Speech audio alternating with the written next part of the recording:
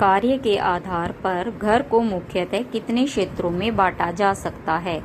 कार्य के आधार पर घर को मुख्यतः 3 क्षेत्रों में बांटा जा सकता है।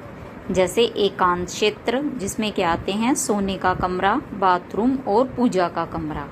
नंबर 2 है काम करने वाले क्षेत्र, इसमें आते हैं रसोई, बरामदा, आंगन आदि, जहाँ पे मिलकर काम किया जाता है। नंबर 3 है मन बहलाने वाले क्षेत्र, जहाँ जैसे लॉबी या ड्राइंग रूम। इसमें क्या होते हैं, लोग परस्पर मिलकर बातचीत करते हैं, टीवी वगैरह देखते हैं।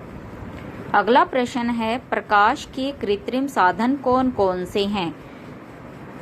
उत्तर है मोमबत्ती, दीपक, लालटेन। जबकि प्रकाश का वास्तविक साधन कौन सा है? सूर्य का प्रकाश। फिर प्रश्न है दिन के समय सूर्य के प्रकाश का कमरों में आना क्यों आवश्यक है? क्योंकि सूर्य का प्रकाश स्वास्थ्य को ठीक रखता है। यह हानिकारक कीटाणुओं का नाश करके वायु को शुद्ध करता है। घर में प्राय किन किन चीजों का कूड़ा होता है? धूल मिट्टी का, फल व सब्जी के छिलके, पत्ते, चिथड़े, फटे पुराने कागज, बाल आदि का घरों में कूड़ा पाया जाता है। कूड़े करकट के निस्तारण की सर्वोत्तम विधि कौन सी है? कूड़े करकट को जला देना। फिर प्रश्न है कोई व्यक्ति वायु के बिना कितने समय तक जीवित रह सकता है?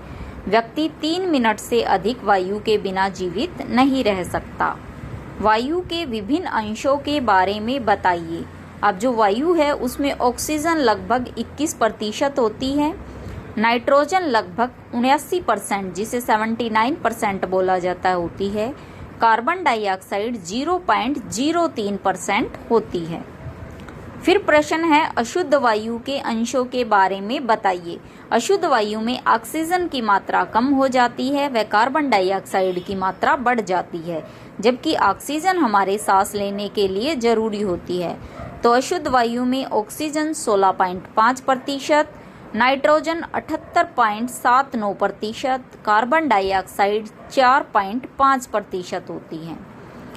पर्यावरण किसे कहते हैं? वे सभी वस्तुएं जो हमारे इर्द गिर्द हैं पर्यावरण कहलाते हैं, जैसे वायु, जल, प्राकृतिक दृश्य, शोर आदि। प्रत्येक मनुष्य को 1 घंटे में कितने घनफुट ताजी हवा की आवश्यकता होती है? लगभग 3000 घन फुट ताजी हवा की आवश्यकता होती है। खिड़कियां मकान के धरातल से कितने फुट होनी चाहिए? लगभग 2.5 फुट ऊंची होनी चाहिए।